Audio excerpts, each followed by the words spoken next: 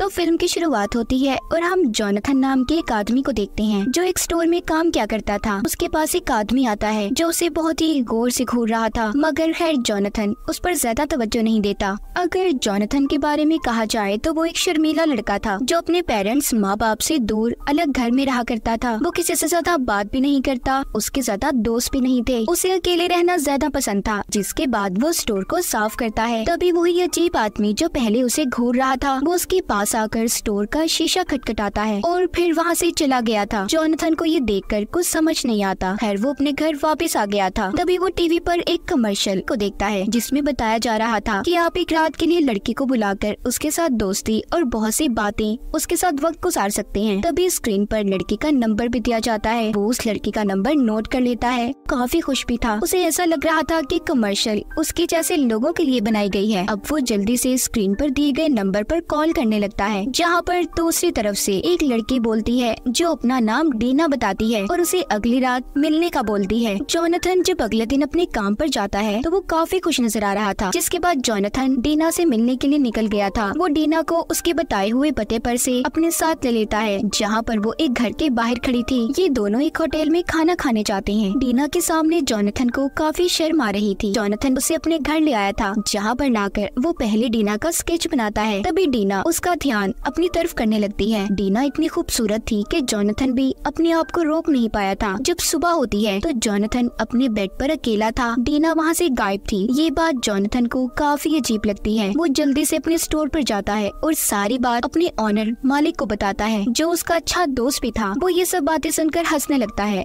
Jonathan उसको बताता है कि कल रात से मेरे जिस्म पर अजीब सी जलन हो रही है। मुझे कुछ समझ नहीं आ रहा कि आखिर मेरे साथ हुआ क्या है। उसका ऑनर कहता है, देखो मेरी बात मानो, तुम्हें डॉक्टर के पास जाना चाहिए, क्योंकि पता नहीं मुझे क्यों लगता है ये इन्फेक्शन आहिस्ता आहिस्ता तुम्हारे जिस्म में भी फैल सकता है। जोनाथन अपने डॉक्टर के पास आता है और खुद को चेक करवाता है। डॉक्टर उसके जिस्म के हिस्से का कुछ टेस्ट करते हैं जिधर इन्फेक्शन हुआ था और कहते हैं कि इसका रिजल्ट आने में 2 दिन लगेंगे। इतने तुम ये क्रीम लगाओ जिससे तुम्हें आराम आ जाएगा। जोनाथन हॉस्पिटल से बाहर आकर फिर से डीना को कॉल करने लगता है, मगर उसका नंबर बंद आ रहा था। वो उसके घर के पास जाता है, जहाँ पर से उसने डीना को अपनी गाड़ी के अंदर बिठाया था। उधर जाकर उसे ये पता चलता है कि ये तो डीना का घर था ही नहीं, क्योंकि वहाँ पर कोई और आदमी था। वो कहता है, ऐसा कैसे हो सकता है, कल रात ही तो मैंने यहाँ से डीना को लिया था। जोनाथन को उस आदमी की बात पर अभी भी यकीन नहीं आ रहा था, इसीलिए वो खुद उसके घर के अंदर झांकने लगा था। तभी उस घर में उसे कुछ अजीब से लोग बैठे दिखाई देते हैं जो जोनाथन को घूर रहे थे। उन्हें देखकर वो काफी डर जाता है, इसीलिए वो अपने घर वापस आ गया था, जहाँ पर वो फिर से डीना को कॉल करने लगता है। इस बार डीना का नंबर एक आदमी ने उठाया था और कहता है कि किसी डीना का नंबर नहीं है और आइंदा यहाँ पर कॉल मत करना। इसके बाद जोनाथन ये फैसला करता है कि अब वो डीना को उसी होटल में ढूंढेगा जहाँ पर इन्होंने पिछली रात खाना खाया था। तभी जोनाथन ये नोटिस करता है कि वहाँ पर होटल में एक लड़की बैठी है जो काफी देर से उसे घूर रही है। कुछ देर के बाद जोनाथन को उसके ऑनर की कॉल आती है, जो कहता है कि तुम मुसीबत में फंसने वाले हो, इसीलिए जल्दी से मेरे पास आ जाओ। जोनाथन बिना कुछ सोचे समझे उसके घर चला गया था, लेकिन उस ऑनर के घर में काफी सुनसानियत और हर तरफ अंधेरा होता है। जोनाथन उधर पहुंचकर घर में अपने ऑनर को आवाजें लगाने लगा था। तभी उसे एक कमरे से आवाज आती है जो उसके ऑनर की थी। वो कहता है, जोनाथन अंदर आ जाओ। जब वो अंदर जाता है तो एकदम से किसी ने उस पर हमला कर दिया था। जोनाथन भी बदले में उस पर हमला करता है और तभी उधर पुलिस भी आ गई थी, जो जोनाथन को पकड़कर अपने साथ ले जाती है इस जुर्म में कि उसने अपने ऑनर के घर में घुसकर उसे मारने की कोशिश की थी। उधर पुलिस स्टेशन में अब डॉक्टर भी आता है जिसने जोनाथन का टेस्ट किया था। वो बताती है कि तुम्हारे टेस्ट से हमें कुछ भी पता नहीं चला, और साथ ही उसे जख्मी घायल उसकी ऑनर की तस्वीर भी दिखाई जाती है, जिसे देखकर जोनाथन कहता है कि ये सब मैंने नहीं किया। अब जोनाथन के पेरेंट्स और ऑनर को बुलाया जाता है, जो बताता है कि जोनाथन पहले मेरे घर आया और जब मैंने इसे आवाज लगाई तो इसने मुझ पर हमला कर दिया। वो कहता है, मैंने ऐसा नहीं किया, हालांकि मुझे तो इसने खुद कॉल करके घर पर बुलाया था। ये सुनकर ऑनर कहता है, नहीं, जोनाथन झूठ बोल रहा है, मैंने उसे नहीं बुलाया था। जोनाथन के मॉम डैड को भी ये अब लगने लगा था कि वो दिमागी तौर पर अकेले रहने की वजह से बीमार हो गया है, इसीलिए उसे एक अच्छे डॉक्टर की जरूरत है। उधर जाकर भी उसे अजीब से ख्यालात आने लगते हैं। उसे ऐसा लग रहा था था कि उस पर कोई जैसे नजर रख रहा हो। तभी वो महसूस करता है कि उसके हाथ पर बहुत ज्यादा खारिश हो रही है। वो इन्फेक्शन जो पहले उसके जिस्म पर था अब हर जगह पर फैलने लगा था। अगली सुबह जोनाथन के मॉम डैड उसे अपने साथ घर ले जाते हैं ताकि वो अपने बेटे का ख्याल रख सके, मगर जोनाथन उनके साथ रहना नहीं चाहता था। वो अपने अपार्टमेंट वापस जाने लगता है, मगर उसके मॉम डैड उसे समझाते हैं कि देखो आज रात तुम इधर ही रुक जाओ। रात को जब वो अपने बेड पर सो रहा था तो उसे डरावना सपना आता है, जिस वजह से उसकी आँख खुल गई थी। उसे अब अपने घर में एक डरावना साया दिखाई देता है, जिसे देखकर वो आवाजें लगाने लगा था,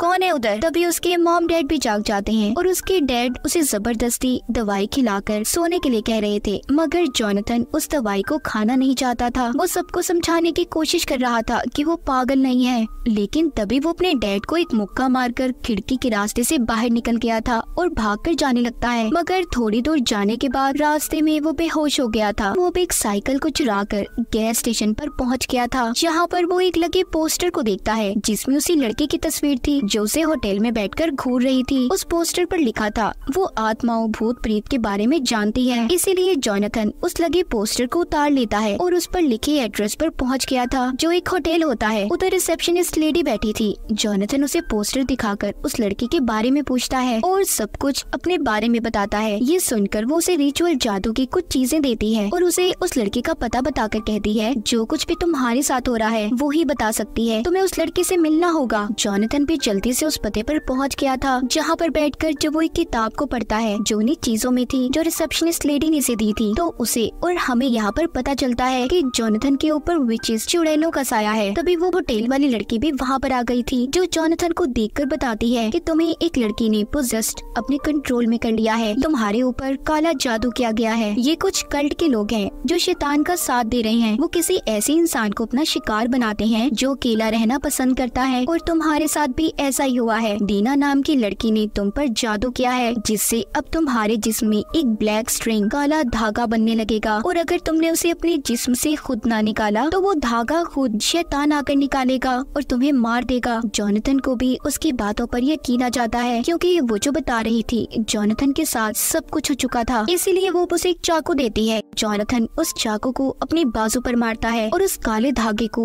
जब खींचकर निकाल रहा था, जिससे उसे काफी दर्द होता है, और इसी दर्द की वजह से उसने उस धागे को वहीं पर छोड़ दिया था, जिससे वो बेहोश भी हो जाता है। सुबह होती है तो जोनाथन उसी जगह पर था जहाँ पर उसके पास वही आदमी होता है जो हमने कहानी के शुरू में भी देखा था। अभी तक जोनाथन को कुछ समझ नहीं आया था। खैर इसके बाद वो वहाँ से चला जाता है। रास्ते में वो देखता है जो आदमी डीना के घर पर उसे मिला था वो अपना घर छोड़कर जा रहा है। इस बात का फायदा उठाकर जोनाथन उस आदमी के घर के अंदर जाता है, मगर वहाँ पर भी उसे कुछ नहीं मिला था। तभी उसे ऊपर से कोई आवाज महसूस होती है। जब ये ऊपर जाकर देखता है तो उधर डीना लेटी थी, जिसकी हालत बहुत खराब थी। उसका हाल भी बिल्कुल जोनाथन जैसा था। वो उसको एक पेंटिंग की तरफ इशारा करके कुछ समझाने की कोशिश करती है। उस पेंटिंग में ये दिखाया गया था कि डेविल शैतान कैसे अपने शिकार को मारता है। दरअसल ये कल्ट था जो डेविल की पूजा करते थे और कमजोर लोगों को अपना शिकार बनाकर शैतान के लिए उनके जिस्म में ब्लैक स्ट्रिंग काले धागे को पैदा किया करते, और डेविल शैतान फिर उस आदमी को मारकर अपनी भूख मिटाता है। और उन लोगों ने पहले डीना को अपना शिकार बनाया, और जब डीना जोनाथन से मिली उस पर भी इन सब चीजों का असर होने लगा।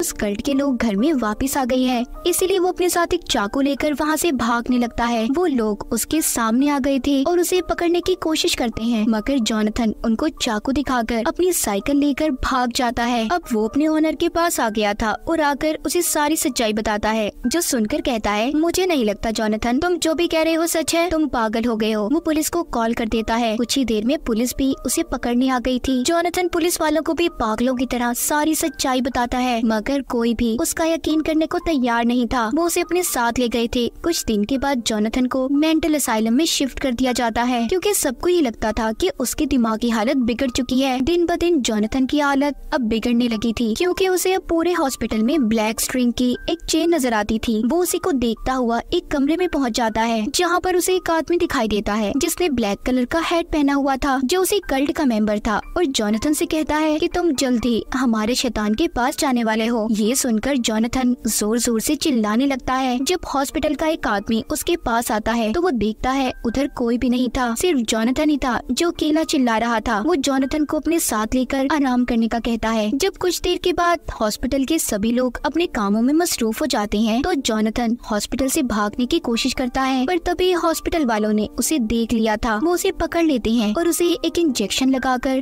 बेहोश कर देते हैं। जब उसे होश आता है तो अब उसके हाथ पांव बंधे हुए थे। तभी वो अपने पास आता हुआ डेविल शैतान को देखता है जो दिखने में काफी खौफनाक था। वो जोनाथन के ऊपर आकर उसके जिस्म से ब्लैक स्ट्रिंग को निकालने लगता है, जिससे जोनाथन बहुत तड़प रहा था और ऐसे ही दर्द में तड़पते हुए उसकी मौत हो जाती है। जब सुबह को नर्स उसके कमरे में जाती है तो जोनाथन को मरा हुआ देखकर डर गई थी, क्योंकि उसकी हालत बहुत बुरी थी। उसने चिल्लाकर सभी को वहाँ पर बुला लिया था। जोनाथन के हाथ में वही चाकू होता है जो उसे उस लड़के ने दिया था जिसने इसे डेविल शैतान की सच्चाई बताई थी और कल्ट के लोगों के बारे में बताया था। बेचारे का किसी ने यकीन नहीं किया और बेमौत मारा गया। फिर हमें इसी कहानी में एक और लड़की दिखाई जाती है जो रोड पर खड़ी लिफ्ट मांग रही थी। तभी हम गाड़ी के अंदर उसी कल्ट के लोगों को देखते हैं जिन्होंने डीना के घर पर भी कब्जा किया हुआ था। वो उस लड़के को गाड़ी में बिठाकर वहाँ से ले जाते हैं। इसका मतलब उन कल्ट के लोगों का अगला शिकार ये लड़की थी। फिल्म की कहानी भी यहीं पर खत्म हो जाती है।